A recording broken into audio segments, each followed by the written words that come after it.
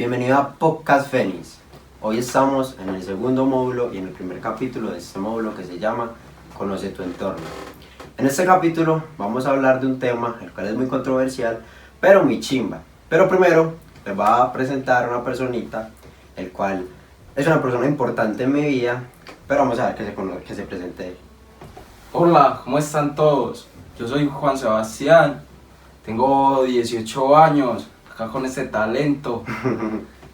Y venimos a hablar de un tema el cual es muy chévere en un entorno el cual usted no conoce, ¿cierto? Ya si es una persona de ciencia, ya si es un tema de debatirlo porque lleva más de un siglo de debate y no han podido sacarle una, digamos, como una conclusión al tema.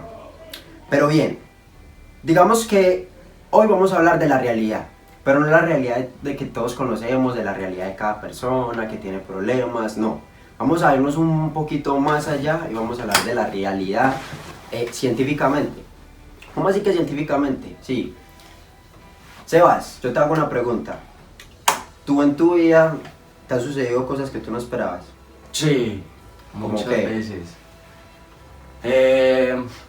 Por ejemplo, una vez que mi mamá tomó la decisión de irse para España, yo nunca me esperé ese momento porque fue muy repentino, realmente. Eso fue como un cambio drástico para mí en mi vida. Exacto, o sea, Sebas fue una persona que común y corriente, nació con los papás acá, normal, pero de un momento a otro se quedó solo acá. Eso es un cambio de realidad completamente muy distinto y lo saben las personas que, digamos, han atravesado por eso, que se han sentido solos porque la familia se haya ido del país o cosas así. Pero entonces, cuando llegan las personas científicas y empiezan a hacer debates y empiezan a decir que la realidad no es como la conocemos, sino que la realidad es como nosotros la podamos dar forma. ¿Cómo así? Sí, hay una teoría de que la realidad hay dos factores. El primer factor es la materia que está en todo el mundo, que vendría a ser la naturaleza, la luna, cosas así, cosas que no dependen de nosotros, pero sabemos que están ahí, ¿cierto? Y está el pensamiento subjetivo de la persona. ¿Cómo así? Sí, usted se ponía a ver que las personas siempre le dan sentido a las cosas. Desde que llegamos somos seres que le quieren dar razón a todo. Y por ejemplo, Sebas, una vez que estábamos en el colegio, nosotros con Fernando, fue la primera persona que nos tocó este tema, y nosotros, ¿cómo fue que reaccionamos cuando él nos contó sobre esto? O nosotros quedamos como, pero ¿por qué nos estás diciendo esto si nosotros las estamos viviendo? Ajá. Y él nos saca la conclusión de que realmente la realidad no existe, sino que somos nosotros mismos la que la moldeamos. Entonces uno, digamos que dice, pero es que yo no tengo control de los papás que yo quiero, de la vida que yo quiero, o cosas así, que esa es mi realidad, eso es lo que yo vivo. Y uno llega y dice, sí, usted no tiene control sobre eso, hasta cierto punto que usted no conoce. Nosotros no sabemos, nosotros qué éramos antes de ser seres humanos, nosotros siempre hemos sido seres de energía, por eso estamos aquí, ¿cierto? Entonces, digamos que Sebas y yo hemos conocido un mundo el cual nos ha abierto mucho los ojos, gracias a que, digamos, ha tenido connotaciones en nuestra vida, lo cual ha hecho que veamos a través del ejemplo, simplemente el ejemplo, que hagamos en cuenta de cosas como de que la religión es algo que moldea las realidades. ¿Cómo así, Sebas? Explícanos eso. A mí me parece que las religiones moldean las realidades porque nos hacen creer que existe alguien, cuando nosotros mismos sabemos que nunca hemos visto a un Dios superior.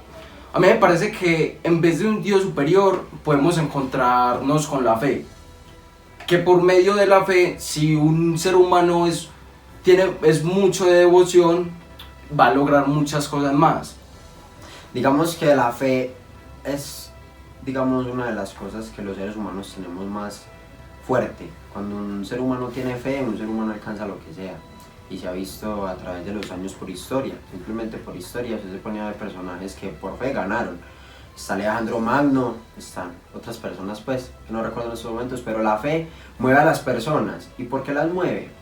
Digamos que hay una teoría que dice que los expertos cuentan diferentes verdades, pero que esas verdades conllevan a una. Sebas, cuando dice lo de las religiones, uno se da cuenta que en las religiones, por ejemplo en la musulmana y en la cristiana, que son las dos más grandes, que tienen cosas parecidas. que en sus libros aparecen cosas parecidas. Y es porque a la hora de la verdad siempre se sabe que hay algo por encima de nosotros, siempre se sabe que hay un ser superior. Pero las personas que están en este diario, en estas personas que tienen la capacidad de hacerle creer a otras personas otras cosas, pueden moldear su realidad con simples creencias. Por ejemplo, Sebas, ¿cómo ha sido tu vida? Cuéntame tu vida simplificada. Digamos, es básicamente como la de todos. Naciste, entraste a estudiar, tuviste una fe, tuviste unos papás, tuviste unos sueños, tuviste unas metas, y ahora tiene otros sueños, ya tiene otras metas. Pero entonces, todos esos sueños y todas esas metas fueron los que llevaron a Sebastián hasta aquí. ¿Cómo ha sido tu vida, Sebastián?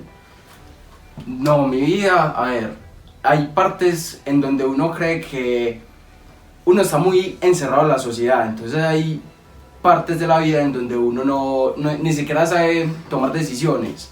Entonces cuando uno ya aprende a tomar decisiones, ahí es cuando uno va moldeando poco a poco la vida.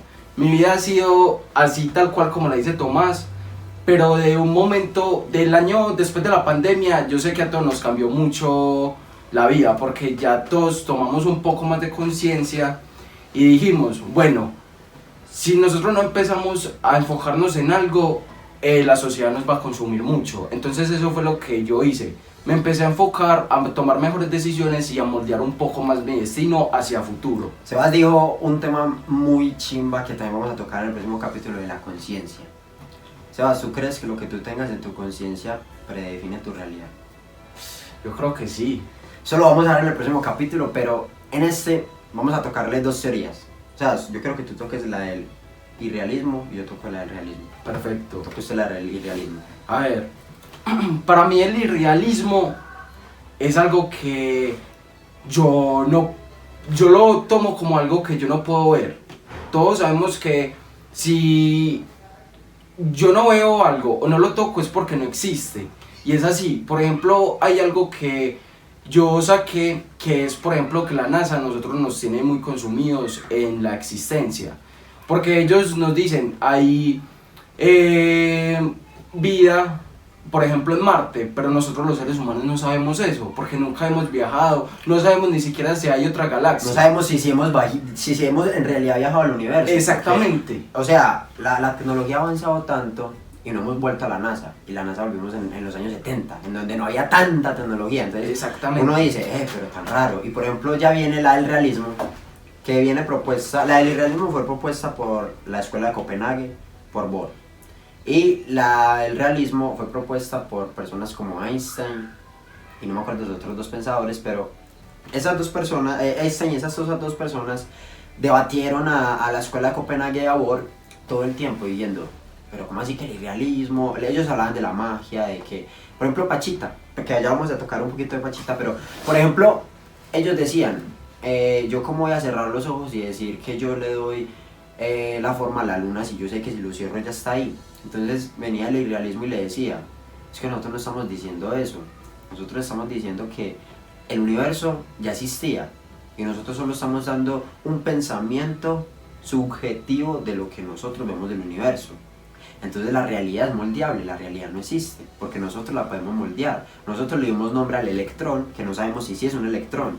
Nosotros le dimos nombre al universo, a lo que no sabemos si sí es el universo. Son pensamientos subjetivos que nosotros dimos. Entonces llega Einstein y dice, no, esto yo lo voy a debatir y lo voy a debatir. Y digamos que hasta el día de hoy no se ha solucionado.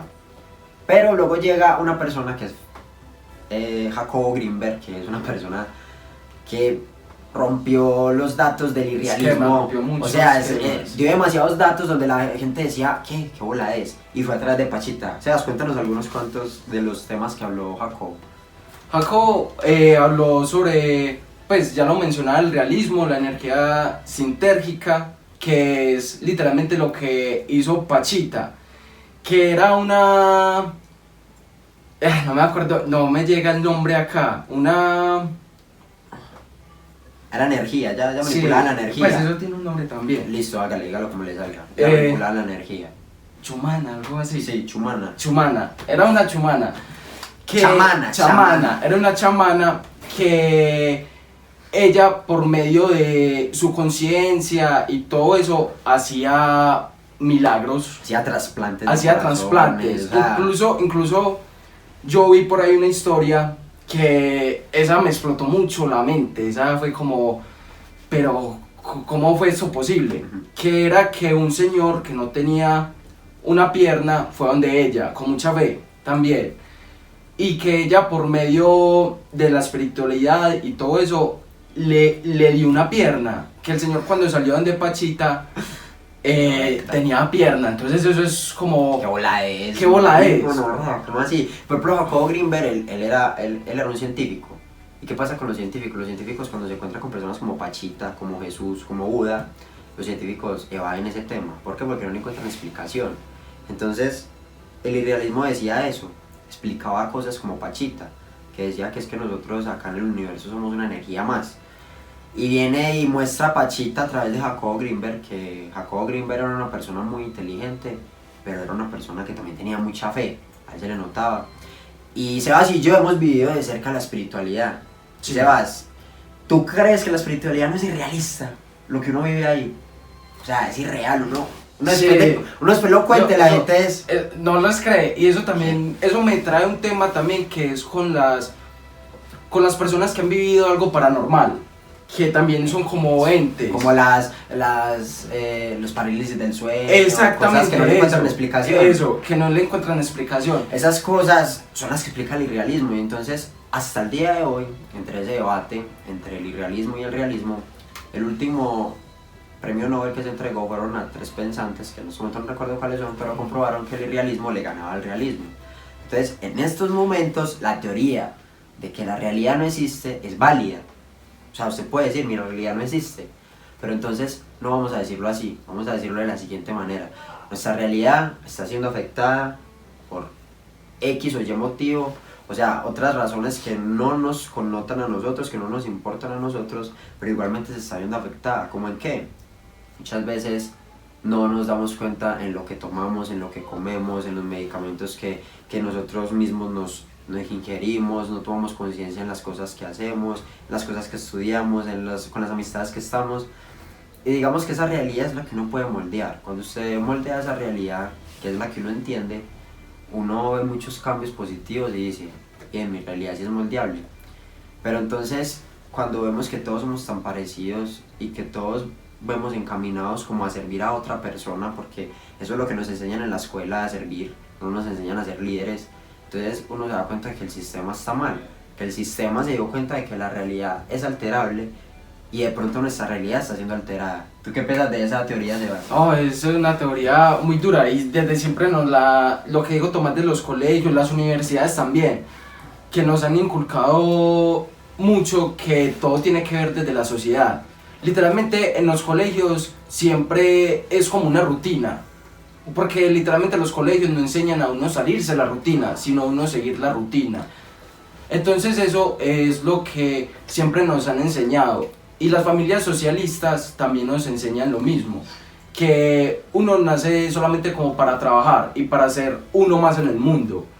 Ya las personas que, por ejemplo, hablan desde la experiencia que se han salido un poco más de la rutina, son los que uno dice como, pero yo por qué no puedo hacer lo mismo. Pero uno está rodeado también del entorno que lo sigue a uno enfocado en la rutina. Exacto, o sea, usted tiene que cambiar su entorno, cambia su realidad, o sea, es muy básico. Cuando nosotros empezamos a tener esa conciencia, que fue el tema que ahorita se nos tocó, y cuando empezamos a ver nuestra vida simplemente por el día a día, nos damos cuenta de que es muy fácil tomar acción, lo difícil es tomar esa decisión. Entonces tomen la decisión hoy y hay que ponernos manos a la obra. Básicamente es muy sencillo usted empezar el día y empezarlo de distinta forma, y eso va a haber cambios en su realidad. Yo quiero tocar una teoría también sobre el irrealismo y la realidad, que es una teoría que nos regaló un profesor que es muy bacana, que también hace parte de la realidad y si en verdad nosotros sí existimos, porque él toca la teoría de que nosotros realmente no nos tocamos. La de Carlos. La de Carlos, sí. Entonces eso también nos pone a pensar mucho, A mí esa teoría es comprobable. Es Nosotros comprobable, no sí. nos tocamos, No nos tocamos son realmente. nuestros electrones. Exactamente. O sea, los electrones son los que se tocan, nosotros en realidad nunca nos tocamos. Esto es una simple creación de nuestra mente. Exactamente. Entonces cuando usted altera su mente, usted puede alterar su alrededor. Eso es lo que nos decía el profesor, un profesor muy volado, ese profesor. Imagínate que nos decía que la sociedad hoy en día solo tiene mierda en la cabeza. Y lo decía así, contextualmente. Pero uno decía, ese profesor tan pesado. Sí. Y uno salía de clase y uno decía, uy, pero este profesor Pero me verdad. un mensaje. Uy, entonces cuando uno conoce a esas personas que le alteran a uno como la psique, que le dicen a uno como, hey, es que no seas así por esto, es que por esto. Uno muchas veces cuando está en la adolescencia uno no escucha, uno es simplemente lo que yo iba. Pero cuando uno se detiene a mirar su adolescencia, a ver los consejos que uno le daban, uno dice, uy, yo me pude haber ahorrado muchas cosas simplemente escuchando. Y bueno, este fue el capítulo de hoy. Espero que les haya gustado. Ya saben que estamos en las redes sociales como Podcast Fénix. Estamos en Instagram, en YouTube y en TikTok. Sebas, ¿cómo estás tú en Instagram para que te sigan? Yo soy como el Cevitas Palacio G. Listo, yo lo pongo Espero ahí que adentro. les haya gustado mucho el capítulo. Un mensaje que le quieras Enfóquense dejar. mucho en ustedes.